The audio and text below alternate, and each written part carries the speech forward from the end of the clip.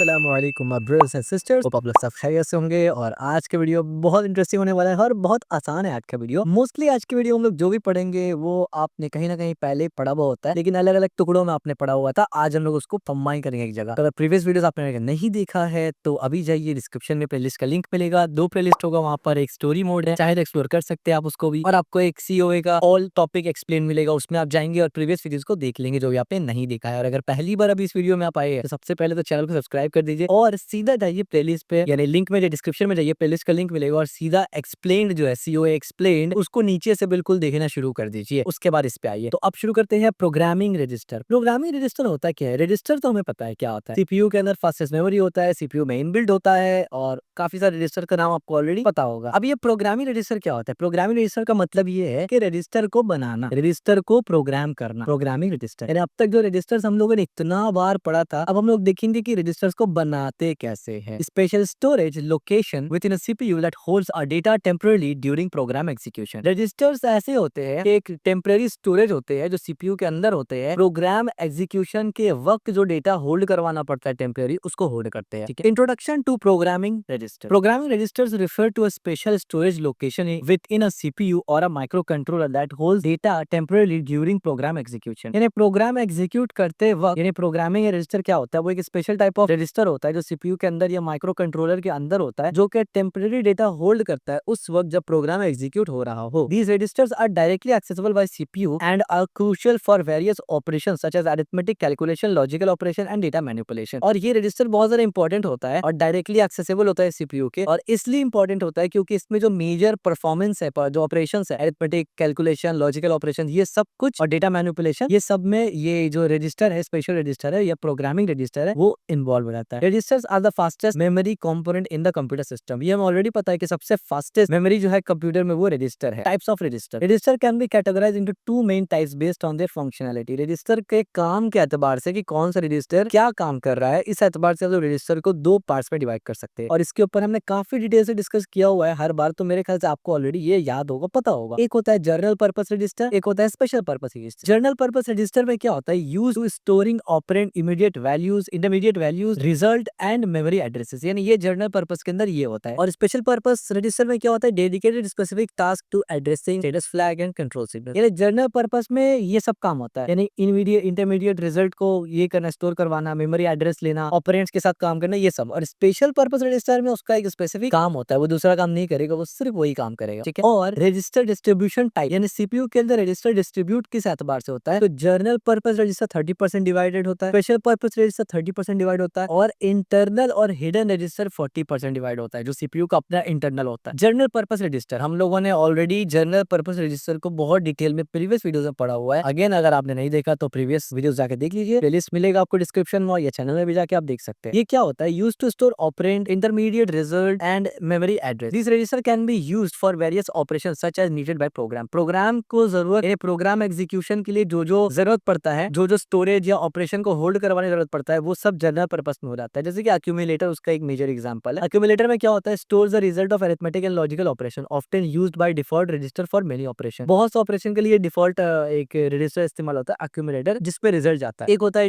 D R, data register, temporary hold data being transferred to और from memory, यानी memory से या मेमोरी के लिए जब ट्रांसफर होता है डेटा, तो टेम्पररी उसको होल्ड डेटा रजिस्टर करता है। Act as a buffer between CPU and memory. अब देखिए, इससे पहले हमने बफर के बारे में डिस्कस किया था, किसमें किया था याद करिए, डेटा ट्रांसफर वगैरह हमने बात किया था कि जब डेटा ट्रांसफर होता है उसमें बफर भी एक चीज होता है कि कैपेसिटी वगैरह देखा जाता है कि उसका स्पीड कितना है, इसका स्पीड कितना है, टेम्पररी वहां भी डेटा होल्ड किया जाता है। तो डेटा रजिस्टर यानी डीआर जो है वो यही काम करता है कि जब सीपीयू से मेमोरी में या मेमोरी से सीपीयू में जाएगा, वहां पर वो बफर का इस्तेमाल करता है और टेम्पररी डेटा को होल्ड करता है। इसके बाद इंडेक्स रजिस्टर एक होता है जिसको आईआर भी कहते हैं, stores memory address for indexing operation. यहाँ पर ऐसे मेमोरी एड्रेस होता है जहां पर आप इंडेक्सिंग ऑपरेशन कर सकते हैं, जैसे कि used for array access and string operation. जब आप प्रोग्रामिंग लैंग्वेज में स्ट्रिंग ऑपरेशन करते हैं या एक्सेस करते हैं एरे को ना, तब इंडेक्स रजिस्टर ही काम में आता है। ठीक है। तो ये जनरल पर्पस कुछ रजिस्टर था जो ऑलरेडी हम लोग सब पढ़ चुके हैं। इसके बाद स्पेशल पर्पस रजिस्टर है, ये भी हम लोग पढ़ चुके हैं, बट एक बार रिवीजन करवा देता हूं मैं आपको। Dedicated to specific task like addressing, status flag and control signals, these registers have predefined function. यानी स्पेशल पर्पस रजिस्टर डेडिकेटेड काम करने के लिए ही बनाए गए हैं और उनका फंक्शन डिफाइंड है कि वो यही काम करेंगे। उसमें से एक है पीसी यानी प्रोग्राम काउंटर। वो क्या करता है? Stores the address of the next instruction to be executed automatically, increment after each instruction phase. हर इंस्ट्रक्शन इंस्ट्रक्शन के फेच होने के बाद वो नेक्स्ट तरफ यानी नेक्स्ट प्रोग्राम के तरफ नेक्स्ट एड्रेस की तरफ खुद से पॉइंट करता है। ठीक है, स्टैक पॉइंटर। स्टैक पॉइंटर क्या होता है? जैसे ही नाम स्टैक आता है तो खटक से दिमाग में आना चाहिए स्टैक मेमोरी के बारे में बात हो रहा है। तो स्टैक पॉइंटर क्या होता है? The pointer points to the top of the stack in the memory, यानी मेमोरी में जो स्टैक मेमोरी होता है उसके सबसे ऊपर में वो पॉइंट करता है, वो है stack pointer. Used for managing function calls, returns and local variable. Local variable, function call और रिटर्न चीज को संभालने के लिए ये स्टैक पॉइंटर काम में आता है, स्टैक मेमोरी काम में आता है। इसके ऊपर भी डिटेल डिस्कशन मौजूद है, प्रोग्राम वाला के ऊपर भी डिटेल मौजूद है। Condition code register CCR contains a status flag that indicate conditions such as overflow, carry, zero and negative result. इन सब के ऊपर हमने ऑलरेडी डिस्कस किया हुआ है। ठीक है, तो मैं ये मान के चल रहा हूँ कि आपने प्रीवियस वीडियोस देखा है और ये सब आपको ऑलरेडी पता है, और अब जाके आप ये कनेक्ट कर पा रहे हैं कि अच्छा ये किस जगह बैठता है कंप्यूटर ऑर्गेनाइजेशन में। अब आइए फंक्शनैलिटी एंड ऑपरेशन देखते हैं। प्रोग्रामिंग रजिस्टर सर्व सेवरल की फंक्शन इन सीपीयू ऑपरेशन। जब आप रजिस्टर्स को प्रोग्राम करते हैं तो वहां पर सर्वल की फंक्शंस होता है जो सीपीयू ऑपरेट करता है, उसका ध्यान रखना जरूरी है। जैसे कि operand storage, hold data for arithmetic and logical operation perform by CPU, यानी ऑपरेंड स्टोरेज होना चाहिए जहां पर अरिथमेटिक और लॉजिकल ऑपरेशन परफॉर्म होगा, उसके लिए ऑपरेंड होगा, उसको होल्ड किया जाएगा। Addressing, store memory address for fetch instruction और डेटा। डेटा या इंस्ट्रक्शन को फेच करने के लिए एक एड्रेस होना चाहिए जहां पर आप यानी स्टोर कर सके। Control signal, manage control flow and execution status with in the CPU. Control signal generate करना होगा आपको प्रॉपर तरीके से और मैनेज होगा कंट्रोल फ्लो, एग्जीक्यूशन वगैरह और status flag. Indicating condition such as overflow, carry, zero and negative result. इन सब को हमने डिटेल में डिस्कस किया हुआ है, राइट? तो ये सब इंपॉर्टेंट होता है। तो ये सब हमने जो डिस्कस किया था कि ये चीज ये होता है, आज हम लोग वही पढ़ रहे हैं कि अगर कोई बनाता है रजिस्टर को तो क्या चीजों का ध्यान रख के बनाना पड़ेगा। Programming register usages. अब प्रोग्रामिंग रजिस्टर यूजेज क्या होता है? Registers are utilized in a various way during program execution. जब प्रोग्राम एग्जीक्यूट होता है तो रजिस्टर्स को अलग अलग तरीके से इस्तेमाल किया जाता है। जैसे कि अरिथमेटिक ऑपरेशन में किया जाता है register store operand and result for addition, subtraction, multiplication and division. बढ़िया हो गया। लॉजिकल ऑपरेशन में क्या होता है? Perform bitwise operation and or XOR, use register content. ठीक है। डेटा मूवमेंट में क्या होता है? Data transfer between register, memory and IO devices, इसमें भी होता है। इस तरीके से प्रोग्राम कंट्रोल में क्या होता है? Modify program flow using a branch instruction and condition check. ठीक है, कंडीशन और इसके बेसिस पे होता है। नीचे में यहाँ पर आपको कुछ एग्जांपल्स कोड मिल जाएगा जिसको आप पॉज करके एक्सप्लोर कर सकते हैं। प्रोग्रामिंग मॉडल क्या है? अब देखिए प्रोग्रामिंग मॉडल, अब जाहिर सी बात है programming model defines how register are organize and access in CPU architecture. यानी अब तक हमने ये देखा कि भाई ये सब कुछ समझ गए, लेकिन अब सवाल ये पैदा होता है कि भाई ये जो पूरा रजिस्टर है ये बेसिकली कैसे काम कर रहा है, पूरा कैसे बना, कैसे है, उसका स्ट्रक्चर क्या है। तो बेसिकली प्रोग्रामिंग रजिस्टर मॉडल होता है और वो मॉडल उस चीज को डिफाइन करता है, यानी रजिस्टर को डिफाइन करता है कि रजिस्टर को ऑर्गेनाइज कैसे करना है, उसको एक्सेस कैसे करना है। और इन दोनों चीजों के लिए दो मेजर टॉपिक आता है जो आपको समझना जरूरी है, और लकीली गुड न्यूज ये है कि ये दोनों टॉपिक हमने बहुत डिटेल से डिस्कस किया हुआ है प्रीवियस वीडियोस में। ठीक है, रजिस्टर ऑर्गेनाइजेशन में हमने बहुत तफसील से बताया था और इंस्ट्रक्शन सेट आर्किटेक्चर भी बहुत डिटेल में बताया था। ठीक है, तो रजिस्टर ऑर्गेनाइजेशन हमने क्या क्या पढ़ा था उसका एक छोटा सा ब्रीफ यहाँ पर जो लिखा है उसको ही देख लेते हैं। खाली पूरा रिपीट मैं नहीं करूंगा, वो 30 मिनट का वीडियो था, जाहिर सी बात है मैं रिपीट तो नहीं कर सकता ना। Defines the number, size and purpose of the register in the CPU architecture. यानी रजिस्टर ऑर्गेनाइजेशन ये डिफाइन करता है कि उसका नंबर क्या होगा, उसका साइज क्या होगा, कितना होगा, उसका पर्पस क्या होगा, वो करेगा क्या बेसिकली कंप्यूटर आर्किटेक्चर में। Determine how programmers can utilize available register. और इस चीज को आप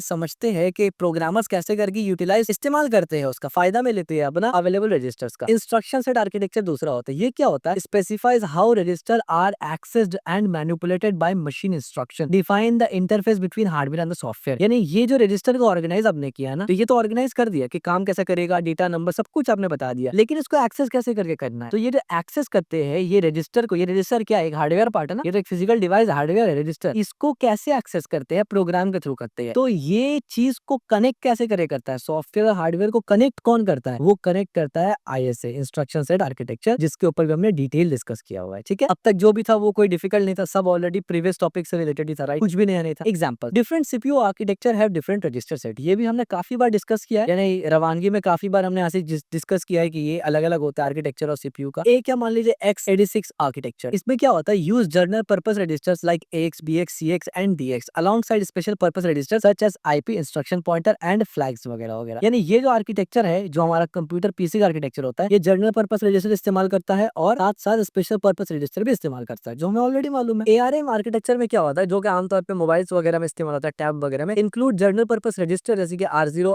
R15 और यानी R0 से R15। प्रोग्राम काउंटर इस्तेमाल करते हैं, करंट प्रोग्राम स्टेटस रजिस्टर वगैरह ये सब इस्तेमाल होता है। ठीक है, आर्किटेक्चर जनरल पर्पस रजिस्टर और स्पेशल पर्पस रजिस्टर में क्या फर्क है? देखिए, जनरल पर्पस रजिस्टर में जब आप यानी x86 आर्किटेक्चर देखते हैं, जनरल पर्पस में वहाँ कौन कौन से रजिस्टर है? EX, EAX, EBX, ECX, EDX, इस तरीके से है। ठीक है, और यहाँ पर EPI, इंस्ट्रक्शन पॉइंटर और फ्लैग है इस तरीके से। ARM में अगर आप देखेंगे जनरल पर्पस में क्या है, वहाँ पर R1 से लेकर R12 तक है, और स्पेशल पर्पस में क्या है R13 से लेकर और पूरा इस तरीके से। और MIPS में अगर आप देखेंगे तो आप देखिए ये डॉलर नहीं है कि $0 से लेकर इतना, मतलब ये एज एन इंस्ट्रक्शन बेसिकली है कि ये है, और PCHI और LO, तो ये सब आर्किटेक्चर्स है। और इन सब आर्किटेक्चर में जनरल पर्पस रजिस्टर भी होता है, स्पेशल पर्पस रजिस्टर भी होता है, लेकिन अलग अलग आर्किटेक्चर में जनरल पर्पस और स्पेशल पर्पस का डिजाइन, इम्प्लीमेंटेशन और एक्सेस अलग हो सकता है। बढ़िया हो गया, तो अब आपको एक इन डेप्थ समझ में आ रहा है अब कि एक्चुअली रजिस्टर कितना ब्रॉड फील्ड है, और बल्कि रजिस्टर क्या एक आर्किटेक्चर ही कितना ब्रॉड फील्ड है। हर आर्किटेक्चर में बहुत सारा चीज चेंज हो जाता है। Benefits of programming register, register को प्रोग्राम करने का बेनिफिट क्या है? यूजिंग रजिस्टर प्रोवाइड सेवरल की advantage in computer system, register का इस्तेमाल करने से बहुत सा की एडवांटेज मिलता है कंप्यूटर सिस्टम में। क्या क्या मिलता है? तो मेजरली 3 है, एक स्पीड है, एफिशिएंसी और वर्सेटिलिटी। स्पीड में क्या है? Direct access to register improve processing speed compare to access memory. Of course जाहिर सी बात हमें पता है कि कंप्यूटर में फास्टेस्ट मेमोरी जो है वो रजिस्टर है। अगर रजिस्टर नहीं होता तो कैश में यानी मेन मेमोरी यानी रैम का जो कैश है, जो रजिस्टर के बाद सबसे स्पीड है, वहां जाना पड़ता, तो स्पीड कॉम्प्रोमाइज हो जाता, सिंपल, इसलिए रजिस्टर का इस्तेमाल होता है। सेकंड एफिशिएंसी, एफिशिएंसी इसलिए कि reduce memory access time and enhance overall system performance. जाहिर सी बात है जब सीपीयू बाहर जाएगा ही नहीं मेमोरी के पास, जो भी मिली सेकंड या नैनो सेकंड है उसका जरूरत ही नहीं पड़ेगा, तो ऑप्टिमाइज हो जाएगा। इसी तरीके से वर्सेटिलिटी, इसमें क्या होता है? Enables diverse computation and operation through flexible register usages, यानी फ्लेक्सिबल रजिस्टर यूजेज की मदद से आप इसको और ज्यादा वर्सेटाइल बना पाते हैं। ठीक है। एक्सेस टाइम कंपैरिजन इन क्लॉक, आप देखिए एक्सेस टाइम अगर इन क्लॉक कंपैरिजन देखेंगे तो 1 सेकंड यानी 1 नैनो सेकंड आप बोल सकते हैं, इस हिसाब से यानी एक समझ के चले, अगर एग्जांपल दूं तो 1 सेकंड ही पकड़ के चले। रजिस्टर में अगर करेंगे तो 1 सेकंड में एक्सेस करता है। कैश 1 में, कैश का 3 लेवल होता है, लेवल 1, लेवल 2, लेवल 3, ये हम लोग आगे पढ़ेंगे, मेमोरी के ऊपर बहुत डिटेल डिस्कस होगा, बहुत डिटेल, बिलीव मी बहुत डिटेल, तो वहां पर हम लोग पढ़ेंगे। कैश लेवल 1 होता है जो 4 सेकंड में आप मान लीजिए एक्सेस करता है, कैश लेवल 2 10 सेकंड में एक्सेस करता है, और रैम को यानी मेन जो मेमोरी है उसको 100 सेकंड लगता है एक्सेस करने में। एक्चुअली में 100 सेकंड नहीं लगता है, मिली सेकंड ही लगता है, लेकिन आप समझ सकते हैं फर्क, अगर इसको 1 सेकंड लग रहा है इसको 100 सेकंड लग रहा है, यानी तकरीबन 2 मिनट लग रहा है। समझ में आ रहा है आपको? ये डिफरेंस है बेसिकली। अच्छा, कंसीडरेशन क्या है रजिस्टर्स से related? When designing and using programming register several factor must be considered, यानी जब भी आप डिजाइन करें और इस्तेमाल करें